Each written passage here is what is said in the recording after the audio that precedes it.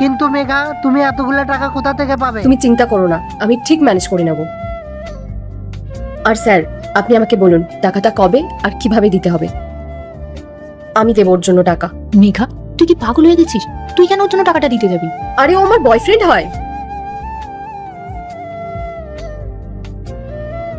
মেঘা, তুই না পুরো পাগল হয়ে গেছিস। আরে ও একটা ক্রিমিনাল, ওর জন্য তুই তোর ফিউচারটা কেন নষ্ট করবি? আমার লাইফে যা খুশি হোক আমি বুঝে নেব। আর শোন, তুই ওকে ক্রিমিনাল বললি তাই না? ও কোনো ক্রিমিনাল না। আমার থেকে ভালো ওকে আর কেউ চেনে না। তুই চুপ কর। ইন্দ্র, কি হচ্ছে এসব? Will your marry me? মানে কি হচ্ছেটা কি? আমি বলছি এটা একটা প্র্যাঙ্ক ছিল, আর ওরা আমারই বন্ধু। প্র্যাঙ্ক ছিল? সিরিয়াসলি? তাও আবার এরকম ধরনের? আসলে আজকে ভাবছিলাম তোমাকে প্রপোজ করব, সেটা আমার বন্ধুদেরকে জানাই। তখন ওরাই আমাকে বললো চ আজকে বৌদির সাথে একটা প্র্যাঙ্ক করা যায়। পুলিশ তোকে অ্যারেস্ট করেছে, তাই আমরা সবাই মিলে প্র্যাঙ্কটা করলাম। মেঘা, আমি জানতাম তুমি আমাকে ভালোবাসো, কিন্তু আমি এটা ভাবতে পারিনি যে তুমি এইরকম সিচুয়েশনে আমার পাশে থাকবে।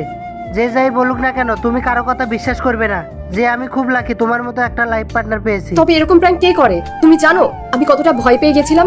I am sorry. বলো, will your marry me? Yes.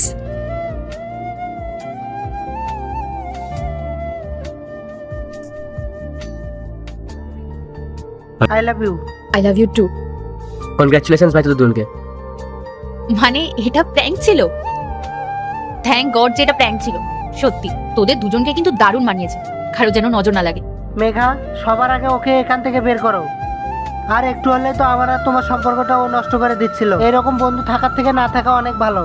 আর সত্যি বলতে তোমার জায়গায় অন্য কেউ থাকলে তো ওর কথা বিশ্বাস করে নিত। হেল্প তো দূরের কথা, সোজাসুজি বলে দিত আমি ওকে চিনি না। আমি অন্যদের মতো না।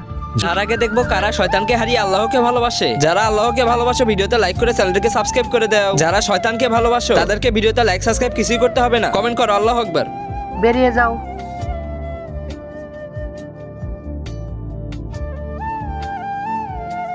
আর এরপর কি হয় দেখতে চাইলে পাট্টু লেখে কমেন্ট করো।